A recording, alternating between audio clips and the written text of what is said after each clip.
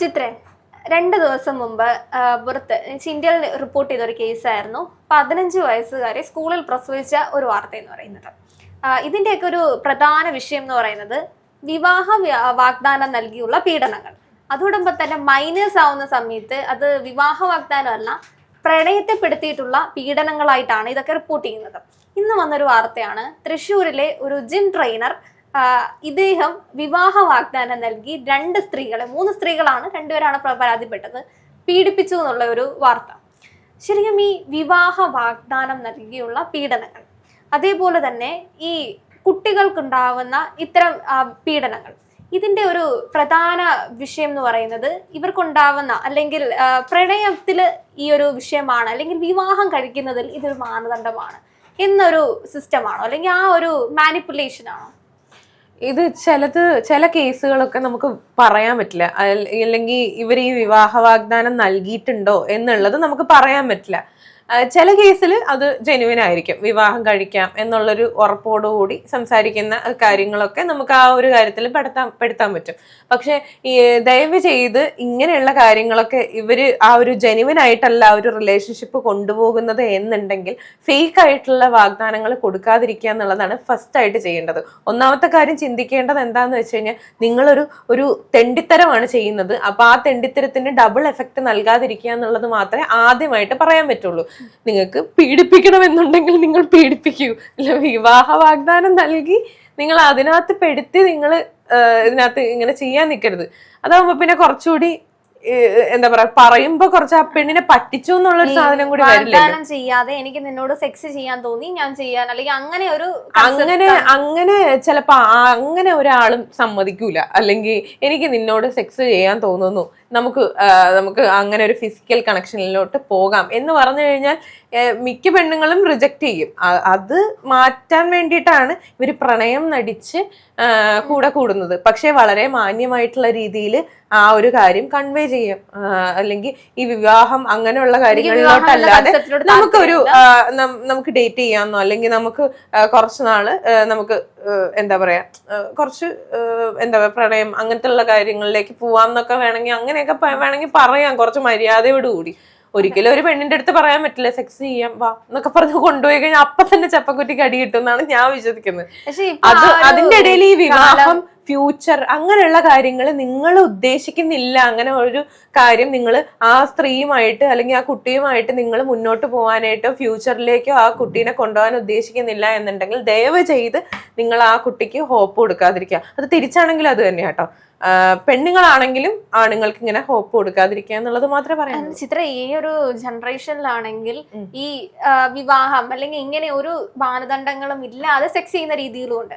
ഈ ഗോസ്റ്റിംഗ് എന്നൊക്കെ പറഞ്ഞു കുറെ അധികം പേരുകളുണ്ടല്ലോ, ബെഞ്ചിങ്, ക്യൂ, അങ്ങനെയൊക്കെയുള്ള പേരുകളിനകത്തിൽപ്പെടുന്നതിനകത്തിലൊന്നും നമ്മൾ തമ്മിൽ യാതൊരുവിധ മാനസിക കണക്ഷനുകളും ഇല്ല. ഇപ്പൊ ഒരേ സമയത്ത് ഒരു ബൈസെക്ഷൽ ആയിട്ടുള്ള ആൾക്കാരോട് സെക്സ് ചെയ്യുന്നവരുണ്ട്, അല്ലാതെ ഈ പറയുന്ന ഹെട്രോസെക്ഷൽ ആയിട്ടുള്ള ആൾക്കാരോട് സെക്സ് ചെയ്യുന്ന, സെയിം സെക്സ് ചെയ്യുന്നതുകൊണ്ട്, അല്ലെങ്കിൽ ഈ ഓപ്പോസിറ്റ് സെക്സുമായിട്ട് ഈ ഒരു കണക്ഷൻ വെച്ച് പോകുന്ന ഒരുപാട് ആൾക്കാരുണ്ട് നമ്മുടെ സമൂഹത്തിൽ ചുറ്റും. ഇതിനകത്ത് ഇവരോടൊക്കെ ചോദിച്ചു കഴിഞ്ഞാൽ നിങ്ങളൊക്കെ അവരോട് പ്രണയമാണോ, വിവാഹം കഴിക്കാൻ ഉദ്ദേശിക്കുന്നുണ്ടോ എന്നൊക്കെ ചോദിച്ചു കഴിഞ്ഞാൽ ഇല്ല, ഞങ്ങൾ പരസ്പരം അറിഞ്ഞുകൊണ്ട് വെറുതെ സെക്സ് ചെയ്യുന്നതെന്ന് മാത്രമേ ഉള്ളൂ. അവർക്ക് ചിലപ്പോൾ വേറെ റിലേഷൻഷിപ്പ് തന്നെ ഉണ്ടായിരിക്കാം, അതിന്റെ അപ്പുറത്തെ സൈഡായിട്ടാണ് ഇതൊക്കെ ചെയ്ത് പോയിക്കൊണ്ടിരിക്കുന്നത്. ഇത് ഒരു റിയാലിറ്റിയാണ് നമ്മുടെ സമൂഹത്തിൽ. അതേപോലെ ഇതിൽ പെട്ടുപോകുന്ന കുറെ അധികം പെൺകുട്ടികളുണ്ട്. അതിനകത്തിൽ മൈനർ ആയിട്ടുള്ള ആൾക്കാരെയാണ് നമുക്ക് പ്രധാനമായിട്ട് സംസാരിക്കേണ്ടിയിരിക്കുന്നത്. എത്രയോ കേസുകളിൽ നമ്മൾ കേട്ടിട്ടുള്ള ഒരു വിഷയമാണ്. ഇത്തരം കുട്ടികളെ കൊണ്ടുവന്ന് കുട്ടികളുടെ ആ ഒരു പീരീഡ് ഓഫ് ടൈമിൽ ഇവർക്ക് ഇതൊന്നും അറിയില്ല, സെക്സിനെ പറ്റി അറിയില്ല എന്നൊന്നുമല്ല, ഇതൊക്കെ കൃത്യമായിട്ട് ഒരു 13 വയസ്സ് 12 വയസ്സുള്ള കുട്ടികൾക്ക് ഇപ്പൊ ഇതൊക്കെ അറിയാം. പക്ഷെ അതിന്റെ അപ്പുറത്തേക്കും ഇവരെ കൊണ്ടുവന്ന് ട്രാപ്പ് ചെയ്യുന്നത് എന്ന് പറഞ്ഞു കഴിഞ്ഞാൽ പ്രണയത്തിന്റെ ഒരു അത്യാവശ്യം പീരീഡ് ഉണ്ടാവും. സംസാരിച്ച് വിശ്വാസം എന്ന് പറയുന്ന ഒരു കാര്യം ബിൽഡ് ചെയ്തിട്ട് പെട്ടെന്ന് ഈ ഒരു കേസിൽ തന്നെ ഈ കുട്ടി ഏതോ റൂമിലേക്ക് കൊണ്ടുപോയി, ഒരു അടഞ്ഞു കിടക്കുന്ന ഒരു സ്ഥലത്തേക്ക് കൊണ്ടുപോയാണ് ഈ ആദ്യമായിട്ട് ഈ ഇദ്ദേഹം ഇങ്ങനെ ചെയ്യുന്നതെന്നാണ് പറയുന്നത്. ഈ വിശ്വാസം നേടിയെടുക്കാൻ വേണ്ടിയിട്ടാണ് ഇവർ ഈ വിവാഹം എന്നുള്ളൊരു കാര്യം ഇതിനകത്തേക്ക് ആഡ് ചെയ്യുന്നത്. കാരണം വിവാഹം കഴിക്കാനാണ് എന്നുള്ള രീതിയിൽ പറഞ്ഞു കഴിഞ്ഞാൽ, പ്രത്യേകിച്ച് മൈനർ ആയിട്ടുള്ള പെൺകുട്ടികൾക്ക് അധികം ലോകപരിചയമോ കാര്യങ്ങളോ ഒന്നുമില്ല, ആളുകൾ അധികം കണ്ടിട്ടില്ല. അപ്പൊ അവർ വിചാരിക്കും എന്റെ ഏട്ടായി എന്നെ കല്യാണം കഴിക്കുമായിരിക്കും, പിന്നെ എന്തുകൊണ്ട് ഞാൻ അങ്ങനെ ചെയ്യുന്നതിൽ ഞാൻ എന്തിനും ഒരു തെറ്റ് കാണണം എന്നൊക്കെ വിചാരിച്ചിട്ടായിരിക്കാം ആ കുട്ടികൾ ആ ഒരു കാര്യത്തിലേക്ക് പോകുന്നത്. പക്ഷെ നമുക്കിത് പറഞ്ഞു കൊടുക്കാൻ ഒന്നല്ലെങ്കിൽ ആ കുട്ടി വേറെ ഒരാളുടെ അടുത്ത് ഷെയർ ചെയ്യണം, കുറച്ച് വിവരമുള്ള ആൾക്കാരുടെ അടുത്ത് ഷെയർ ചെയ്യണം. അങ്ങനെയാണെന്നുണ്ടെങ്കിൽ നമുക്ക് അതിനകത്ത് നിന്ന് മാറ്റാൻ പറ്റും. അല്ലാത്ത പക്ഷം നമുക്കൊന്നും ചെയ്യാൻ പറ്റില്ല. അപ്പോൾ ഈ ഓപ്പോസിറ്റ് നിൽക്കുന്ന ആൾക്കാർ ഞാൻ നേരത്തെ പറഞ്ഞ പോലെ നിങ്ങൾ തെണ്ടിത്തരമാണ് കാണിക്കുന്നത് എന്നുള്ളത് നിങ്ങൾക്കറിയാമല്ലോ. അപ്പോൾ ഈ വിവാഹം എന്നുള്ളൊരു കാര്യം അതിനകത്തേക്ക് കൊണ്ടുവരാതിരിക്കുക എന്നുള്ളത് മാത്രമേ ഇവർക്ക് ഈ ഒന്നിൽ കൂടുതൽ ആൾക്കാരുമായി ഇത്തരം ബന്ധങ്ങൾ ഉണ്ടായിരിക്കും. ഈ ഒരു 15 വയസ്സുള്ള കുട്ടിയെ തന്നെ 1 വർഷമാണ് ഇയാൾ ഈ ലൈംഗികപരമായി ഉപയോഗിക്കുന്നുണ്ട്. ഒരു തവണ ഇപ്പോ ഇങ്ങനെ കൊണ്ടുപോയി ചെയ്തതിന് ശേഷം പിന്നീട് ഇയാൾ ഭീഷണിപ്പെടുത്തുകയാണ്. നീ ഇങ്ങോട്ട് വന്നില്ലെങ്കിൽ നിന്നെ ഞാൻ ഇങ്ങനെ ചെയ്യും, അല്ലെങ്കിൽ നിന്നെ ഞാൻ കൊന്നുകളയും, നീ ഇത് വീട്ടിൽ അറിയിച്ചു കഴിഞ്ഞാൽ ഇതായിരിക്കും ഉണ്ടാവാൻ പോകുന്നത്. അങ്ങനെ അതിനെ ട്രാപ്പ് ചെയ്യുന്നു. ഇതിന് എന്റെ സുഹൃത്തുക്കളോട് പോലും പങ്കുവെക്കാൻ പറ്റുന്നില്ല. അങ്ങനെ 1 വർഷത്തോളം ഇയാൾ ഈ കുട്ടിയുമായി ലൈംഗികപരമായി ഇയാൾ ചൂഷണം ചെയ്യുന്നു. അതിനുശേഷം സ്കൂളിലെത്തിയതിനു ശേഷം എനിക്ക് തോന്നുന്നു 9 മാസമൊന്നും ആയിരിക്കത്തില്ല, 8ാമത്തെ മാസം 7ാമത്തെ മാസം ആയിരിക്കും. എന്തായാലും വളർച്ചക്കുറവ് ഉണ്ടായിരിക്കാം. കൃത്യമായി ഈ പറയുന്ന സ്ട്രെസ്സും പോഷകാഹാരങ്ങളൊന്നും ഇല്ലെങ്കിൽ ആ രീതിയിൽ അങ്ങനെ ആയിരിക്കാം. പരീക്ഷയ്ക്കിടെയാണ് ഈ കുട്ടി ശുചിമുറിയിൽ പ്രസവിക്കുന്നത്. വയറുവേദന അനുഭവിച്ച് ശുചിമുറിയിൽ പോയപ്പോൾ അങ്ങനെയാണ് പ്രസവം നടക്കുന്നത്. അപ്പോൾ ഈ ഒരു കുട്ടിയുടെ ഒരു മാനസികാവസ്ഥ ആലോചിച്ച് നോക്കൂ. 1 വർഷത്തെ പീരീഡില് ശാരീരികപരമായി ഒരു ഗർഭ അവസ്ഥ എന്ന് പറയുന്നത് അത്രയും ഈസി ആയിട്ടുള്ള ഒരു കാര്യമല്ല. ശാരീരികമായിട്ടുള്ള പ്രശ്നങ്ങൾ ഉണ്ടാവും, അതേപോലെ സ്ട്രെസ്സുകൾ ഉണ്ടാവും, അതേപോലെ ഈ ആഹാരം സംബന്ധിച്ച് ഒരുപാട് മാറ്റങ്ങൾ ഉണ്ടാവും, ശരീരത്തിന് മാറ്റങ്ങൾ ഉണ്ടാവും. ഇതിൻ്റെ ഇടയ്ക്ക് ഇങ്ങനെ ഒരാള് മാനസികപരമായി നമ്മളെ പീഡിപ്പിച്ചുകൊണ്ടിരിക്കുക പുറത്തു നിന്ന്. വീട്ടുകാരോട് പറയാൻ സാധിക്കുന്നില്ല, സുഹൃത്തുക്കളോട് പറയാൻ സാധിക്കുന്നില്ല, ടീച്ചേഴ്സിനോട് പറയാൻ സാധിക്കുന്നില്ല. വീട്ടുകാരുടെ ഒന്ന് അവസ്ഥ ആലോചിച്ച് നോക്കൂ. സ്കൂളിലേക്ക് പോകുന്ന കുട്ടി ഇവര് അറിയുന്നത് കുട്ടി പ്രസവിച്ചു എന്നുള്ളൊരു വിവരമാണ്. ഇത് നമുക്കുണ്ടാകുന്ന ഒരു സംശയമാണ്, ഇവർക്ക് ആർക്കും ഇത് മനസ്സിലാവുന്നില്ല. ഈ ഒരു വാർത്തയിൽ തന്നെ ഞാൻ ഒരുപാട് കമന്റ്സ് കണ്ടിട്ടുണ്ടായിരുന്നു. അച്ഛനും അമ്മയും ഇതിന്റെ പ്രധാന പ്രതികൾ എന്ന് പറയുന്നത് അച്ഛനും അമ്മയും തന്നെയായിരിക്കണം. കാരണം ഇവർക്ക് എന്തുകൊണ്ട് മനസ്സിലാവുന്നില്ല സ്വന്തം കുട്ടികൾക്ക് ഉണ്ടാവുന്ന ഈ ഒരു ശാരീരിക മാറ്റം എന്തുകൊണ്ട് മാതാപിതാക്കൾക്ക് നന്നായിട്ട് ശ്രദ്ധിക്കുന്ന ആൾക്കാരാണെന്നുണ്ടെങ്കിൽ അവർക്ക് തീർച്ചയായിട്ടും മനസ്സിലാവും, അവർക്ക് വരുന്ന ചേഞ്ചസ് ഒക്കെ മനസ്സിലാവും. ഇപ്പൊ നമുക്ക് നമ്മുടെ കുട്ടികൾ ഏതൊക്കെ രീതിയിൽ അവർക്ക് മാറ്റം വന്നു, അല്ലെങ്കിൽ അവരുടെ ഏതൊക്കെ പല്ലാടുന്നുണ്ടെന്ന് വരെ നമ്മൾ ശ്രദ്ധിക്കും. കുറച്ചുകൂടി വലുതായി കഴിഞ്ഞാൽ നമ്മൾ അതനുസരിച്ച് അവരെ കെയർ ചെയ്യണം. ഇല്ലാണ്ട് ഓക്കെ പോട്ടെ, അവർ ഇപ്പൊ വലുതായില്ല, ഞാൻ നോക്കേണ്ട കാര്യമില്ല എന്ന് പറഞ്ഞിട്ട് അവര് തിരക്കുകളിൽ പോയി കഴിഞ്ഞാൽ ഇങ്ങനെയുള്ള കുറെ സാഹചര്യങ്ങളൊക്കെ ഉണ്ടാവും. പക്ഷെ ഇതൊക്കെ അവർക്ക് ശ്രദ്ധിക്കാവുന്നതേ ഉണ്ടായിരുന്നുള്ളൂ. പാരന്റ്സിനാണ് ഇതിനകത്ത് എന്താ പറയാ. പിന്നെ ഒരു കാര്യം എന്താന്ന് വെച്ച് കഴിഞ്ഞാൽ, ഇങ്ങനെ ആരെങ്കിലും പറഞ്ഞ് ഭീഷണിപ്പെടുത്തുന്നുണ്ടെങ്കിലുണ്ടല്ലോ, ഏറ്റവും എക്സ്ട്രീം ആയിട്ട് അവർ ചെയ്യുന്നത് ഇവരുടെ എന്തെങ്കിലും പ്രൈവറ്റ് ആയിട്ടുള്ള വീഡിയോസോ കാര്യങ്ങളോ എടുത്ത് ഷെയർ ചെയ്യുന്നുള്ളതാണ്. പക്ഷെ ഇതല്ലാതെ മീൻസ് അത് ചെയ്യും എന്ന് പറഞ്ഞ് ഭീഷണിപ്പെടുത്തുമ്പോൾ നമുക്കുണ്ടാകുന്ന ഒരു മാനസിക സമ്മർദ്ദമുണ്ട്. ശരിക്കും പറഞ്ഞാൽ അത് മരണത്തിനേക്കാട്ടിലും ഭീകരമാണ്. അതായത് മരിച്ചു കഴിഞ്ഞാൽ പിന്നെ ഓക്കെ, നമ്മൾ അറിയുന്നില്ല എന്താ നടക്കുന്നത്, എന്താ കാര്യങ്ങൾ എന്നുള്ളത്. ഈ അല്ലാണ്ടുള്ള മാനസിക സമ്മർദ്ദം എന്ന് പറഞ്ഞാൽ അതിഭീകരമാണ്. അപ്പൊ അതുകൊണ്ട് നിങ്ങളുടെ പ്രൈവറ്റ് ആയിട്ടുള്ള വീഡിയോസോ കാര്യങ്ങളോ എന്തെങ്കിലുമൊക്കെ ഷെയർ ചെയ്യുന്നെന്ന് പറഞ്ഞ് നിങ്ങളെ ഭീഷണിപ്പെടുത്തിക്കൊണ്ടിരിക്കുകയാണെന്നുണ്ടെങ്കിൽ ഒന്നാമത്തെ കാര്യം ചെയ്യേണ്ടത് അത് ആരെങ്കിലും അറിയിക്കുക എന്നുള്ളതാണ്. പേടിച്ചിട്ട് ഇവർ പറയാതിരിക്കും. അത് ഒരിക്കലും ചെയ്യരുത്. കാരണം എന്താണെന്ന് വെച്ചാൽ അങ്ങനെ ചെയ്യാണ്ടിരിക്കുന്നതോറും ഇവരാണ് അതിനകത്ത് വഴങ്ങി കൊടുക്കേണ്ടവരും.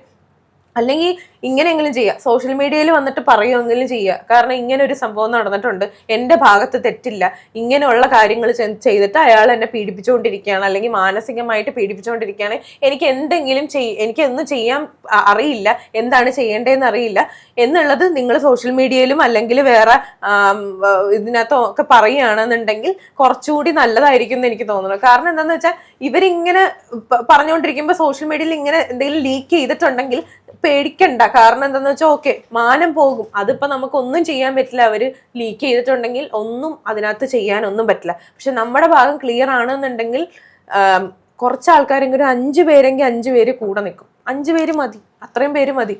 പിന്നെ വേറെ എവിടെയെങ്കിലും പോയി ജീവിക്കുക, അത് മാത്രമേ ചെയ്യാൻ. നമ്മുടെ പേരന്റിങ്ങിന്റെ രീതികൾ കുറെ കൂടെ മാറേണ്ടിയിരിക്കും. നമ്മളിപ്പോ ഒരാളോട് ഇങ്ങനെയൊക്കെ പ്രശ്നങ്ങളുണ്ട്, അല്ലെങ്കിൽ ഈ പറയുന്ന ഡ്രഗ്, അല്ലെങ്കിൽ ഇങ്ങനെ ഹണി ട്രാപ്പുകൾ, ഇതൊക്കെ നമ്മുടെ സമൂഹത്തിലുണ്ട്, അല്ലെങ്കിൽ ഒരുപാട് പേർ പെട്ടുപോകുന്നുണ്ട്, ഒരുപാട് മരണങ്ങൾ സംഭവിക്കുന്നുണ്ട്. ഇത് നമ്മൾ പറയുന്ന സമയത്ത് പേരന്റിങ്ങിന്റെ ഒരു വശം എന്ന് പറഞ്ഞു കഴിഞ്ഞാൽ, ഒന്നെങ്കിൽ പേരന്റ്സ് ഭയങ്കര സ്ട്രിക്റ്റ് ആവും, കൂടുതലായിട്ടും അവരെ നിയന്ത്രിക്കാൻ തുടങ്ങും. അല്ലെങ്കിൽ ഉള്ളൊരു വിഷയം എന്ന് പറഞ്ഞു കഴിഞ്ഞാൽ ഓക്കെ, ഇങ്ങനെയാണ് സംവിധാനങ്ങൾ എന്നൊക്കെ പറഞ്ഞ് അവരെ മനസ്സിലാക്കിപ്പിക്കുന്ന ഒരു രീതിയുണ്ട്. അല്ലെങ്കിൽ അവരെ കൂടുതൽ അടുക്കുക, അവരോട് ഒപ്പം നിൽക്കുക, എല്ലാം ഷെയർ ചെയ്യാൻ പറ്റുന്ന ഒരു ഇടമാവുക.